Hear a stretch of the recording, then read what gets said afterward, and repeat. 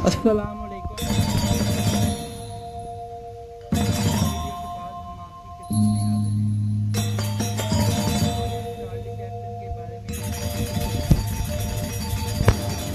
आज की इस वीडियो में हम आपको चार्ली चैपलिन की ज़िंदगी के बारे में बताएंगे। एक दफ़ा की बात है जब मशहूर मारूफ साइंसदान अल्बर्ट आइंस्टाइन की मुलाकात कॉमेडी शख्सियत चार्ली चैपलिन से हुई।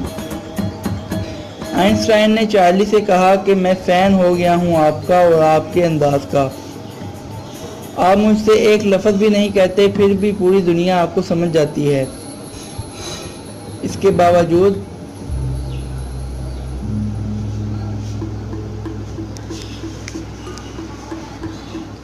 सब आपकी तारीफ करते हैं।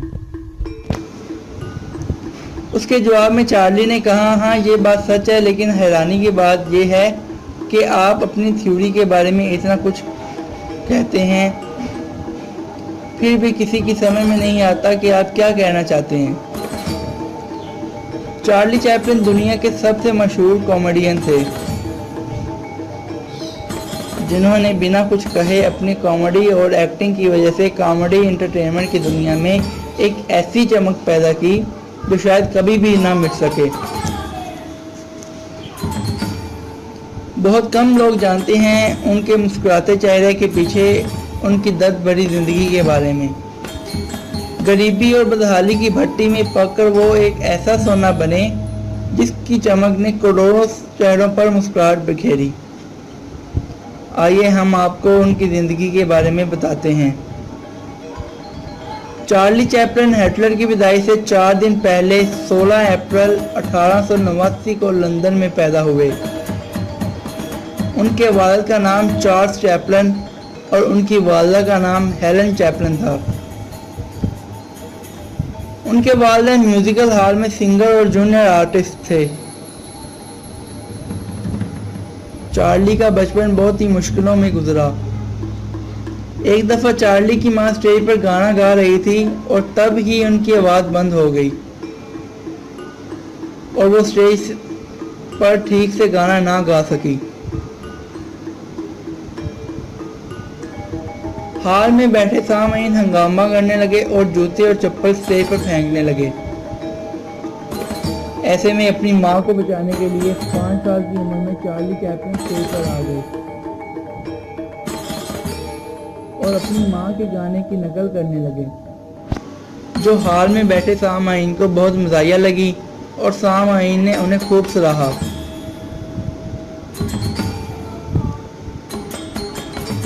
और स्टेज पर सिक्कों की बारिश होने लगी और 5 साल की उम्र में ये चार्ली चैपलिन की पहली कमाई थी। तभी चार्ली ने ये बात अपने दिमाग में बिठा ली कि असल ज़िंदगी में जो गरीबी उनके दुख की असल वजह है, स्टेज पर वही लोगों को कॉमेडी लगती है। यही वजह थी कि आगे चार्ली की फिल्मों में दुख, गरीबी, अकेलेपन और बेरोजगारी को कॉमेडी के तौर पर पेश किया गया।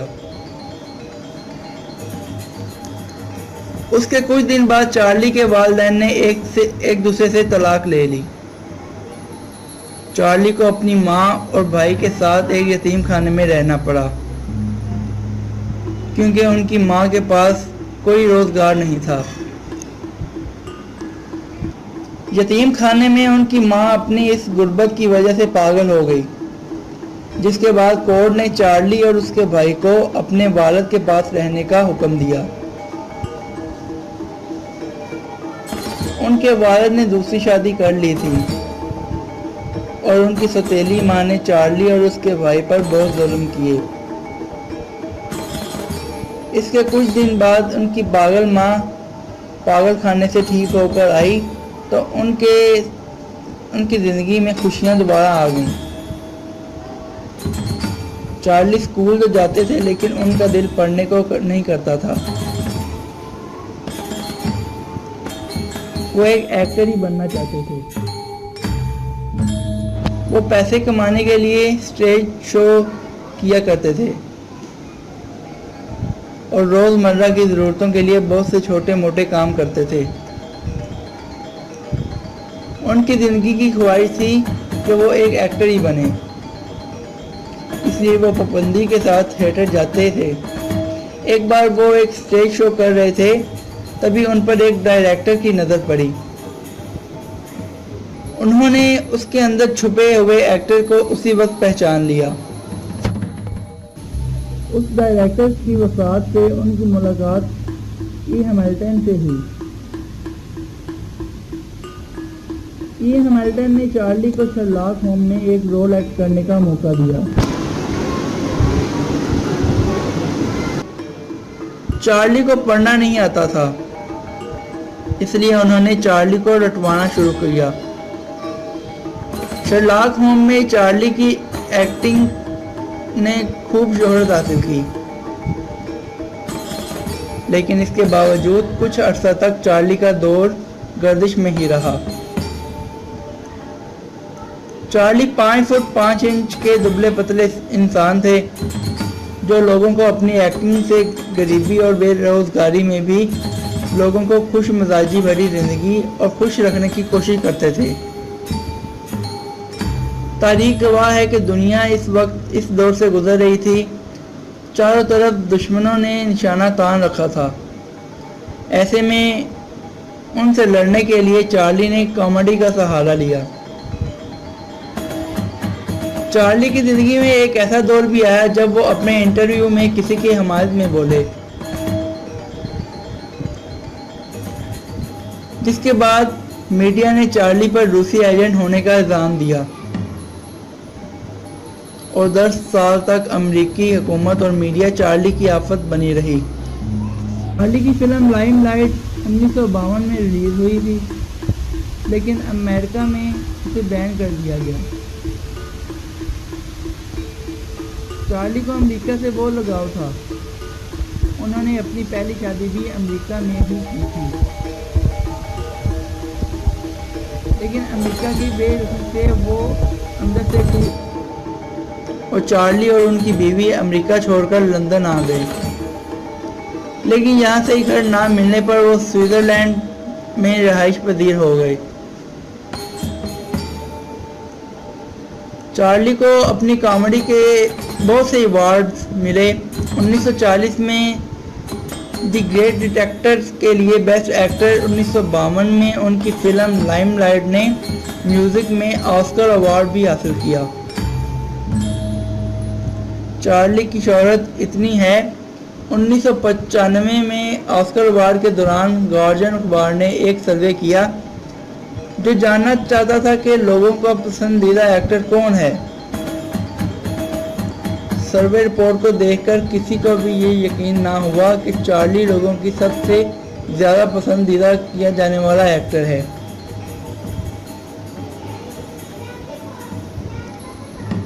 आज भी लोग लगभग सबके दिलों में चार्ली की यादें बसती हैं।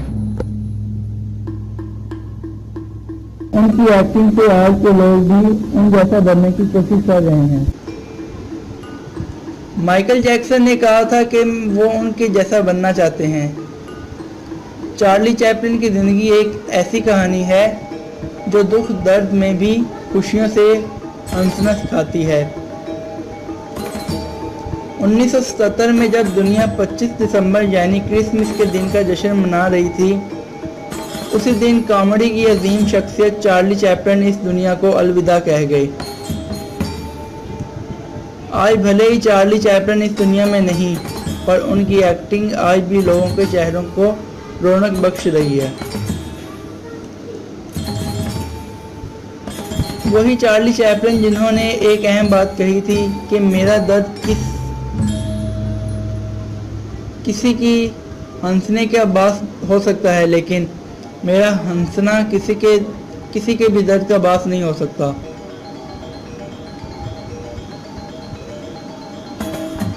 कुछ लोग गरीबी के बाद मेहनत से खुशहाली तो पा सकते हैं, लेकिन शोहरत के नशे में अपनी हर हद को पार कर जाते हैं। लेकिन चार्ली एक ऐसे इंसान थे जिन्होंने कामयाबी की बुलंदियों को तो छुआ, मगर अपने पांव ज़मीन पर टिकाए रखे। उनकी सारी ज़िंदगी इंतहाई दिलचस्प है, जिससे सबको सबक हासिल करना चाहिए। दोस्तों, चार्ली चैपलिन की ये मालूमाती वीडियो पसंद आए तो लाइक करें, शेयर करें और सब्सक्राइब ज़रूर कीजिए। दोस्तों, मिलते हैं एक और मालूमाती वीडियो के साथ। तब तक के लिए अल्लाह हाफिज़।